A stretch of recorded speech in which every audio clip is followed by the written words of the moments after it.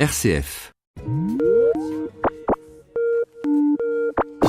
RCF Lyon, des souris et des hommes.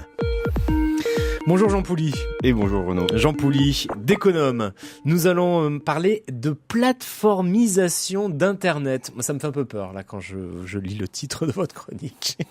Dites-nous en plus. Vous avez peut-être raison d'avoir peur, Renaud. C'est un drôle de nom, effectivement, pour qualifier ces grandes sociétés du nouveau monde numérique et d'Internet. On connaissait les plateformes spatiales ou pétrolières, sortes d'espaces intermédiaires en suspension qui gèrent des entrées et des sorties. Eh bien, c'est aussi le qualificatif donné aux Airbnb, Facebook, eBay, Netflix, Le Bon Coin, Amazon et autres Blablacar, des espaces virtuels d'échange qui gèrent à chaque instant des millions de transactions. Et derrière le développement exponentiel de ces plateformes géantes, nous assistons à un mouvement de concentration d'Internet que l'on appelle la plateformisation. D'accord. Alors pour bien comprendre, petit retour en arrière, d'où viennent ces grandes plateformes ? Alors la vie est pleine de paradoxes parce que Internet est né au sein de l'armée américaine. Il a été ensuite développé par des universitaires californiens dans les années 70 comme une architecture ouverte, libre, publique et décentralisée. Autrement dit, avec une vision totalement inverse à celle qui régit les grandes plateformes actuelles. Internet est d'abord un protocole commun qui permet à des réseaux de communiquer librement entre eux sans passer par un système centralisateur. Ce protocole de communication a permis de créer un espace mondial d'échange virtuel qui a changé le monde. Et 20 ans après, nous assistons à une centralisation d'Internet avec la consolidation de grandes plateformes qui concentrent la plupart des échanges. Alors comment on peut les définir, ces plateformes numériques, Jean Pouly ? Alors, elles sont des interfaces numériques d'intermédiation entre l'offre et la demande. C'est assez simple. Autrement dit, elles permettent de mettre en relation directe un fournisseur avec un client. Et plus précisément, de mettre en relation le bon fournisseur avec le bon client, c'est-à-dire d'effectuer ce qu'on appelle un appariement. On les qualifie d'ailleurs de plateformes de pair à pair. Et certains, comme le précise le sociologue Nikos Smirnaios, pensent que ces plateformes font un peu plus, et ce qu'on appelle de l'infomédiation, c'est-à-dire qu'elles occupent la place stratégique entre les producteurs et les consommateurs d'informations. Et donc qu'elles décident de la priorité et de la hiérarchisation de l'information. Alors Jean, maintenant vous allez nous expliquer comment elles fonctionnent, bien entendu.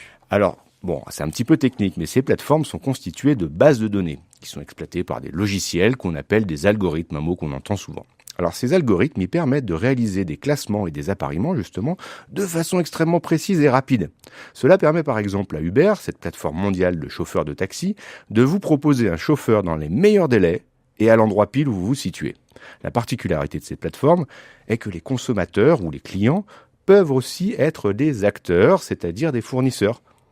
On les appelle donc des consomme-acteurs. Alors je veux bien quelques autres exemples.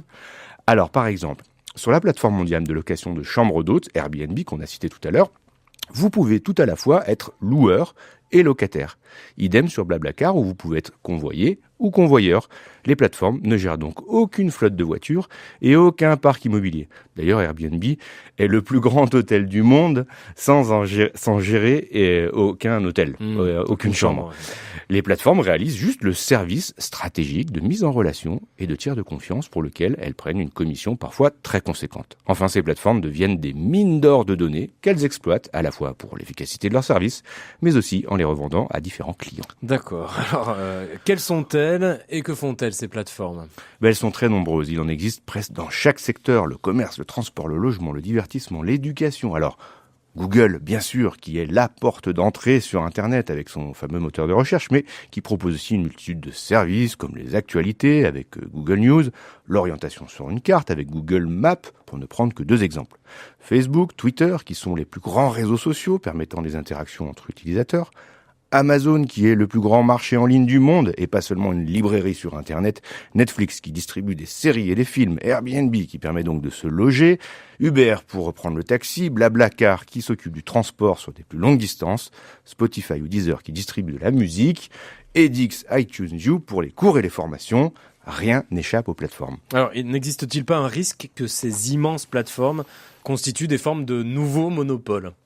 C'est effectivement ce qui est en train de se passer. Les plateformes sont partout, elles absorbent leurs concurrents, elles se consolident, grossissent et commencent à constituer d'immenses oligarchies informationnelles.